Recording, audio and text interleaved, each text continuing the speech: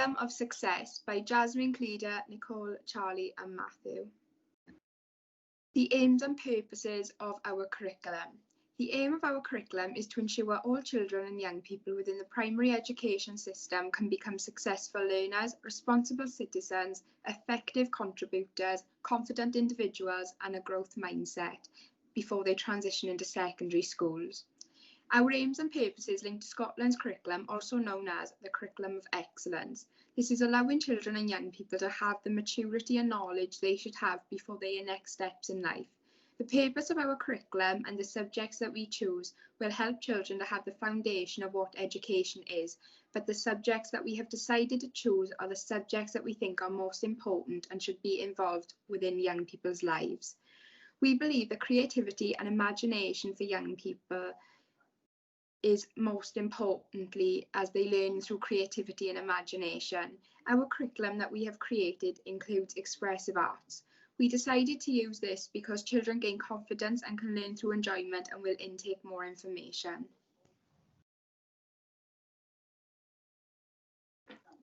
Curriculum areas: language, literacy and communication, mathematics and numeracy, science and technology, health and well-being, expressive arts, friendships, ourselves, equality, humanities, RE and moral education.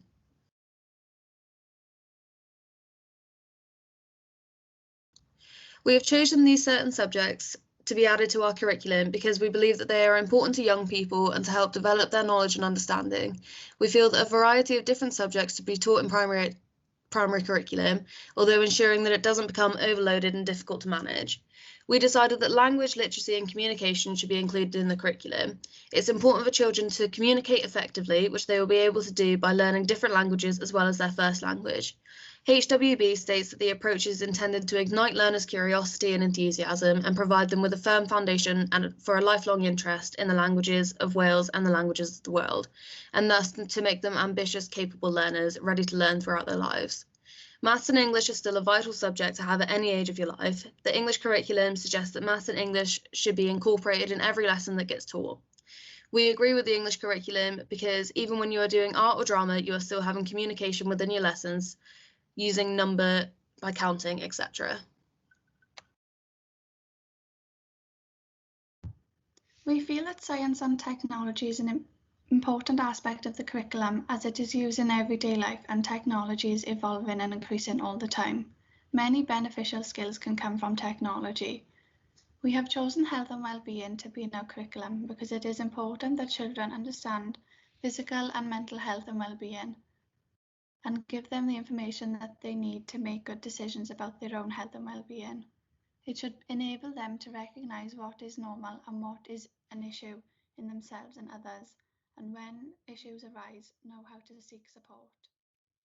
We would like creativity to be more involved within schools and not all based around learning in a classroom, learning maths and English every day. To support our point on creativity having more of an impact in schools, we have watched a video on a person called Sir Ken Robinson. He gives his opinion within his videos on how creativity and imagination should be more involved within schools. We believe that children should be taught about relationships such as friendship and about themselves, which could be linked into health and well-being. Children should be educated on how to build and form positive relationships and learn how to communicate correctly in different relationships that they may have.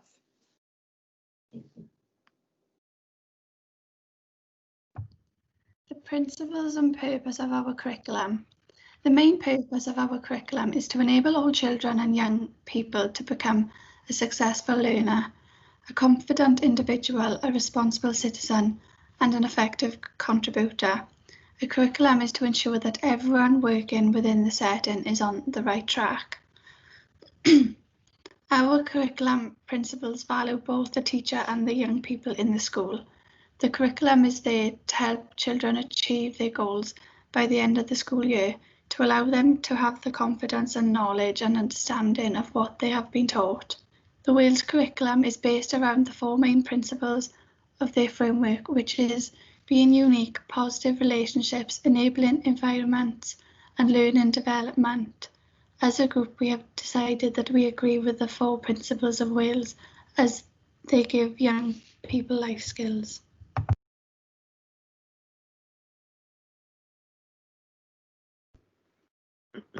The structure of our curriculum.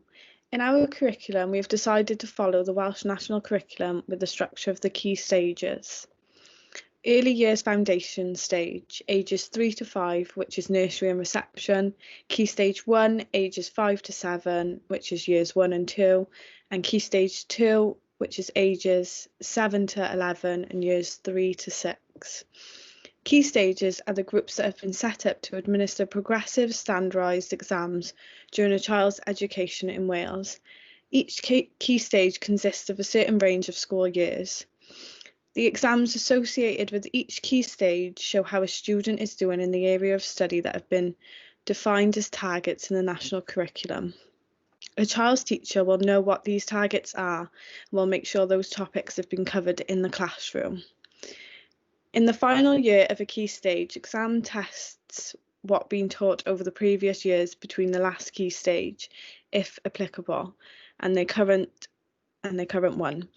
Students are expected to reach certain levels at each key stage test. In the past, pupils were assigned national curriculum levels to show their academic progress, but levels were abolished in 2014 and replaced with a primary school grading system which can vary from school to school.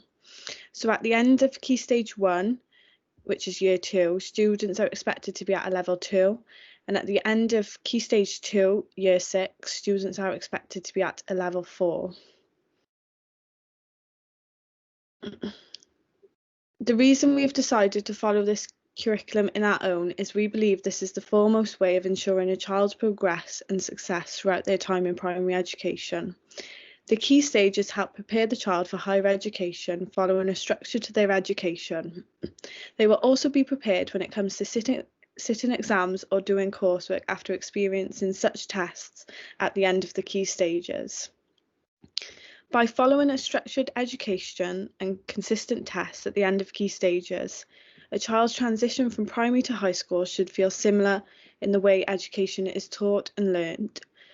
Primary school is to create young, successful, ambitious learners which will one day become successful young adults/adults in higher education and future careers.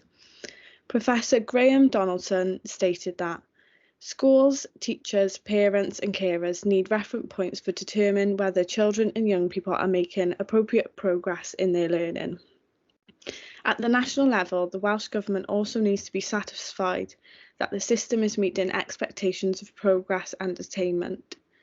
The current national curriculum is based upon the foundation phase and key stages, with outcomes or level descriptions at the different stages. This helps to show children, teachers and parents their progress throughout education.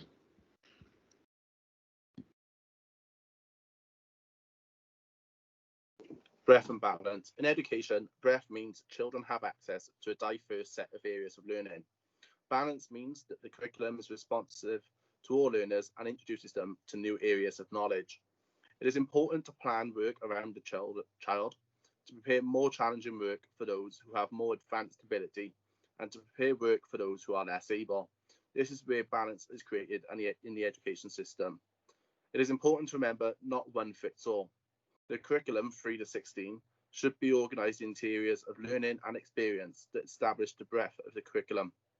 These areas should provide rich context for developing the 4 curriculum purposes, be initially coherent, employ a distinctive way of thinking, and have an identifiable core of disciplinary or instrumental knowledge. How we will implement breadth and balance in our curriculum. After looking at the curriculums around the United Kingdom, we have decided to use a Northern Irish approach when it comes to breadth and balance. Some of the ways we will do this is vary our content and presentations, using a wide range of activities and content for work, such as outdoor learning, instead of sitting in the classroom reading and writing constantly. Planning our work around the interests and the diversity of the children. Planning individual work to help challenge each child to their ability that they are working at. If the work is not suited to each child, they may find the work either too challenging or not challenging enough, which will lead them to not feeling motivated or enjoy education. We also want to follow the Welsh Government's idea of making learning fun. Play is an essential ingredient in the curriculum, which should be fun and stimulating. Well-planned play helps children to think and make sense of the world around them. It develops and extends their linguistic and communication skills, enables them to be creative, to investigate and explore different materials, and provides them with the opportunities to experiment and predict outcomes.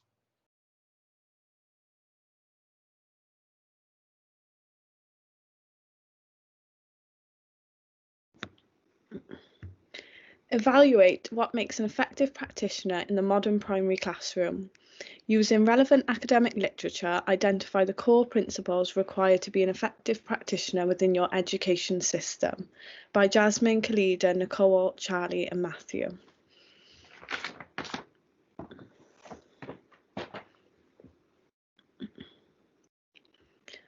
Primary school practitioner. The aim of education should be to transmit something. It must be in a morally acceptable way, and what we are transmitting is worthwhile. An effective practitioner is a teacher who demonstrates a high standard of teaching and learning within their classroom. Many qualities are needed to be a successful practitioner within the modern classroom.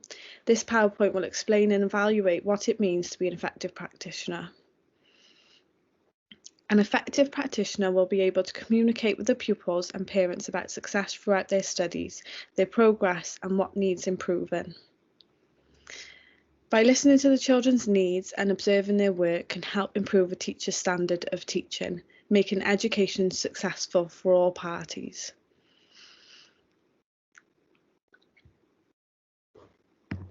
To become an effective practitioner, we must assure that we have the skills that are going to help support and encourage children, but also assure that we can create a student-teacher relationship.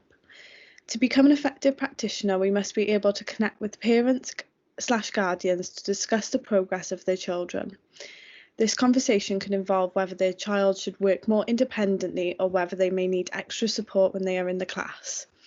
A teacher can often be a child's role model and help to shape the mind of a child. To be an effective practitioner within modern day society, we must assure that as a practitioner, we are good role models that children can look up to.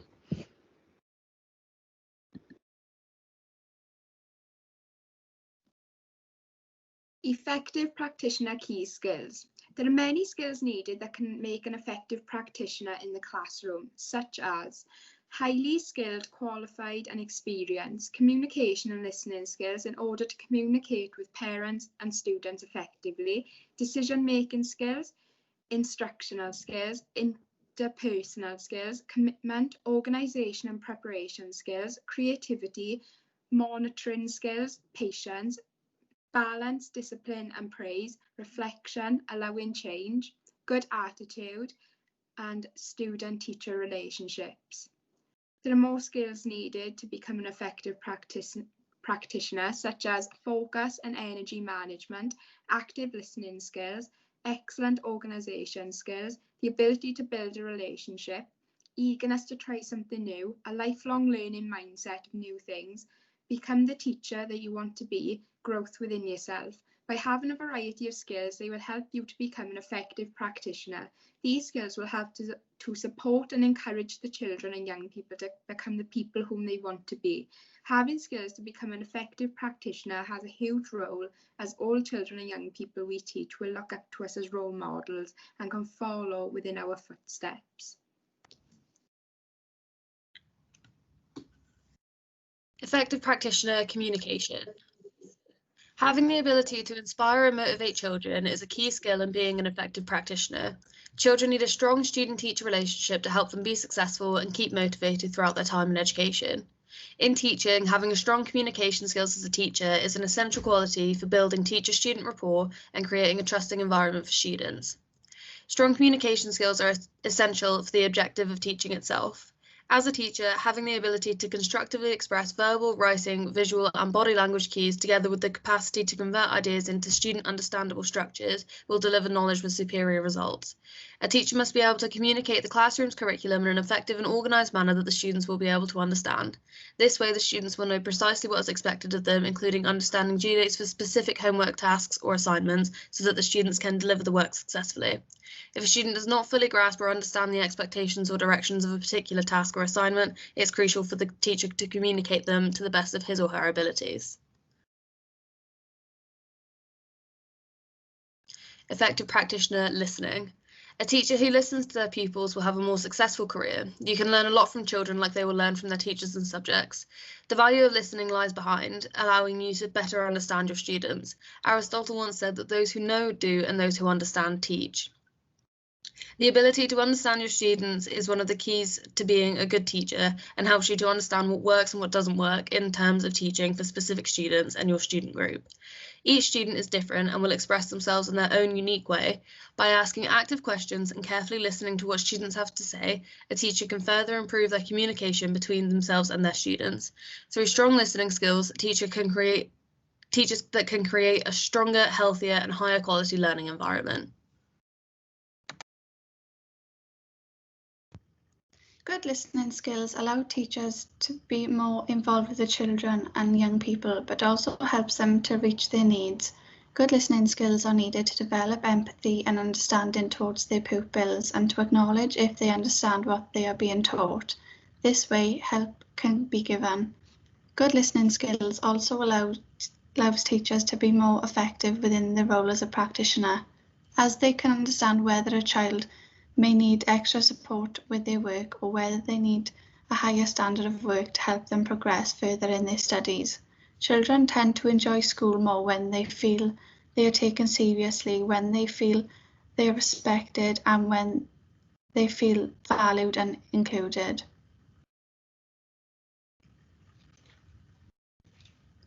Good attitude.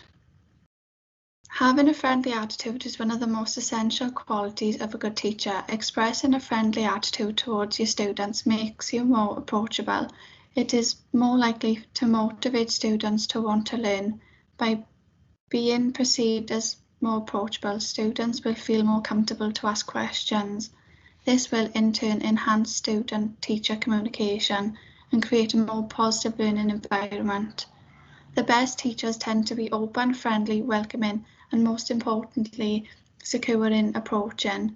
Something important that comes with having a friendly attitude as a teacher is that trust can potentially be created within the classroom.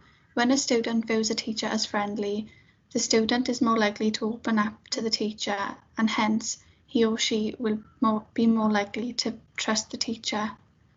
A sense of trust will further enhance communication within the learning environment and increase productivity. Students need to feel comfortable in their learning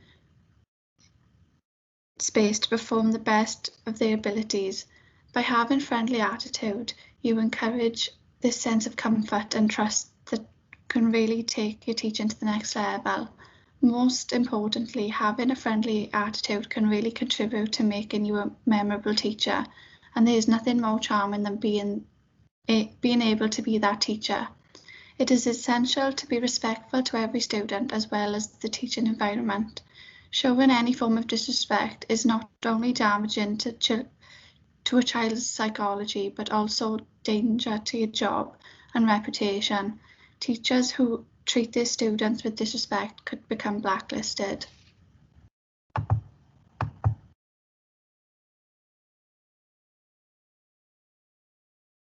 Effective practitioner work ethic. As a role model to children, having a strong work ethic will help students develop a better education and help them to be motivated in further education and careers. With a good work ethic comes professionalism, responsibility, and preparation. To demonstrate a strong work ethic, a teacher must take responsibility of every aspect within their classroom.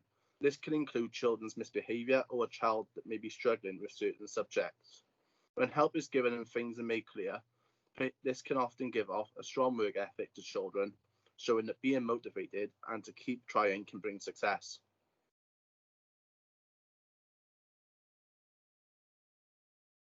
Effective practitioner patience. Patience comes with being a teacher. By being patient, the children will gain respect for the teacher and be more willing to listen, learn, and engage in the classroom. It will give the children a chance to speak up and share their experiences, or if they have any questions regarding the subject being taught. It also gives the teacher a chance to observe the children more efficiently and learn their specific needs, what works or doesn't work with the learning and teaching process. Patience is vital and the most important quality that a teacher should have. A great teacher is very patient with their students and the parents' guardians. However, as much as we want to, we must find new ways that students can succeed if they're not improving within their studies. Being patient is very effective. As a teacher, you must have patience with not only the pupils, but the parents' guardians. You must work with them to assure that the children are having the best education possible. Some children may have learning difficulties or be experiencing problems in lessons, which needs to be addressed to the parent guardian. This is where patience is needed to fulfill the matter's problems and to make sure everything is running as it should. The children are the most important factors in education, so it's important they are looked after in the best way possible.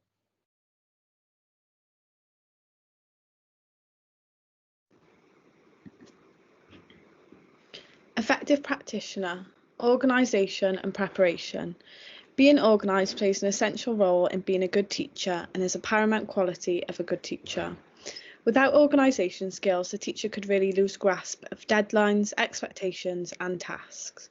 Most teachers tend to take notes after the class is completed, with critical points to keep in mind for the next class and the children's needs. This way, a teacher can easily prepare the necessary material for the next lesson and know exactly where they left off. A poor organisation could potentially lead to uneducated children. Being an organised teacher means that a teacher knows exactly where his or her students stand and that they are ready to begin the class with lessons that are effective in enhancing student learning. This way, teachers can better inform students of what is expected of them. Preparation is a crucial characteristic of what makes an astounding teacher. Preparation goes hand in hand with the organisation. It is important for teachers to prepare for their classes beforehand by reviewing all the class material that he or she will be presenting. Teachers must also prepare for rewards, free time, games, movies, arts and craft and other types of learning. In the primary classroom, it is important that education is kept fun and interesting. Because of this, teachers must prepare for all types of lessons and make sure they have the efficient equipment to fulfill these lessons.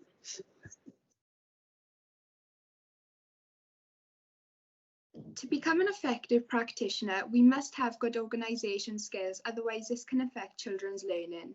Organisation means that students are in their proper place at the proper time and know what's expected of them. It allows children to enter the classroom and understand what they are doing from when they walk in. If the teachers was unprepared, it would disturb critical learning time for children. Organisation is not just setting up the classroom, it is also to ensure homework is in on time, that lessons are planned and set and done on time, management is in place, and to make sure every topic is covered. Being organised may encourage pupils to have organisation and time management skills too. Teachers are always setting examples to their pupils. Discipline. Teachers have statutory authority to discipline pupils whose behaviour is unacceptable, who break the school rules and who fail to follow reasonable instructions. A teacher who has strong discipline skills will effectively promote positive behaviours within the classroom. Maintaining classroom discipline is vital for creating a positive learning environment. Teachers can do this by expressing and maintaining a list of classroom learning standards. They can also promote success through using stickers, certificates, and special honours in the classroom. For example, giving out the equipment is needed is specific lessons for the week. This strategy may promote children to work hard and behave in a good manner to receive these praises. It is important that children experience discipline in the classroom for them to become familiar with what is acceptable and what is unacceptable. This can also help children prepare for the world of work and what is expected of them in certain careers, as there will be standards to follow.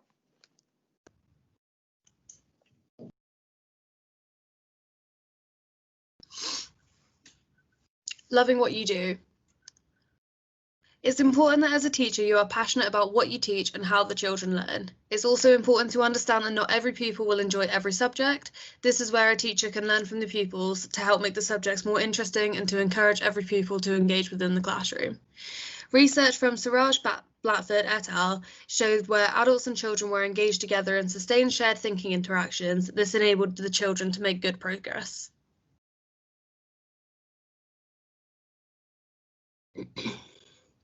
The role of the teacher.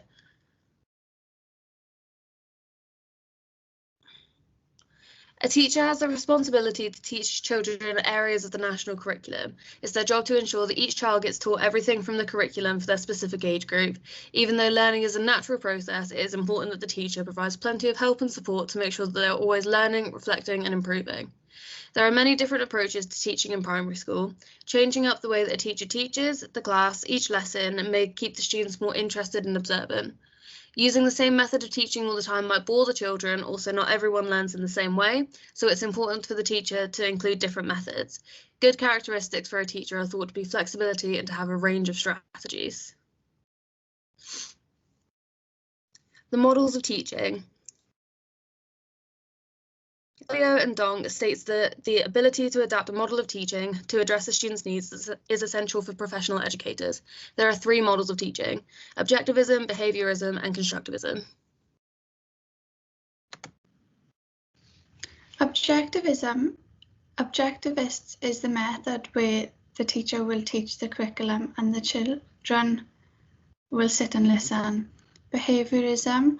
The behaviorist approach is very similar to objectivism. The class teacher demonstrates to the class what they will learn and how they will achieve this in steps, for example, by using learning objectives and success criteria.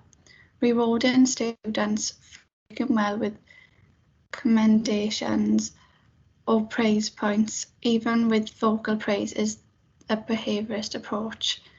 This conditions students to behave or to strive for better work. Constructivism. Constructivist theory approaches to learning assert children to have their own way of thinking. Constructivists believe students should be engaged in active learning and that the teacher's role is to assist her or his students in what they're doing.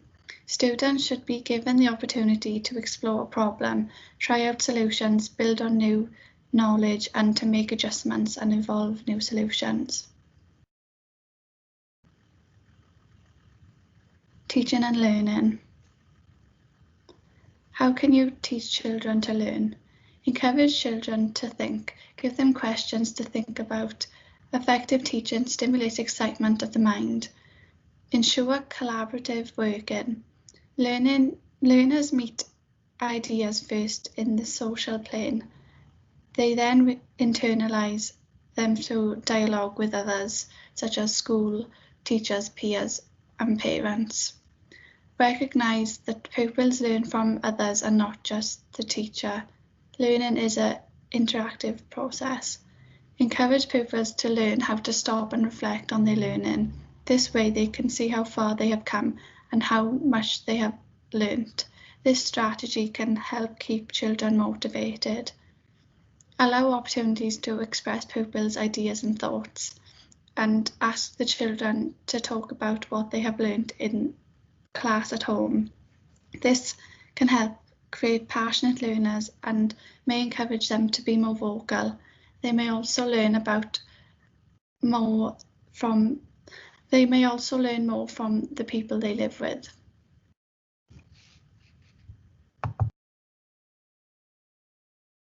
The role of a teaching assistant.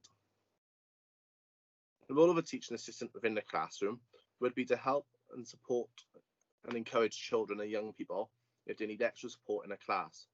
The teaching assistant isn't there to help individuals. A teaching assistant is there to help individuals when the teacher can't help everyone within the classroom.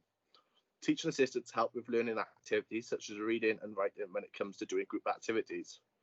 Teaching assistants also help with tidying the classroom and help to get the resources and materials ready when the children re-enter the classroom. This helps to become more organised when the children come back into the class rather than wasting learning time. Teaching assistants also help to evaluate the progress of children and young people as they work very closely with them for support and extra help. Teaching assistants can also give out support and encouragement to children who may have behavioural or learning difficulties. This is to allow children to feel comfortable in the classroom if they need extra help and support. Teaching assistants also help to provide supervision, but also to create bonds with the children and young people by observing and engaging in activities with them on the yard.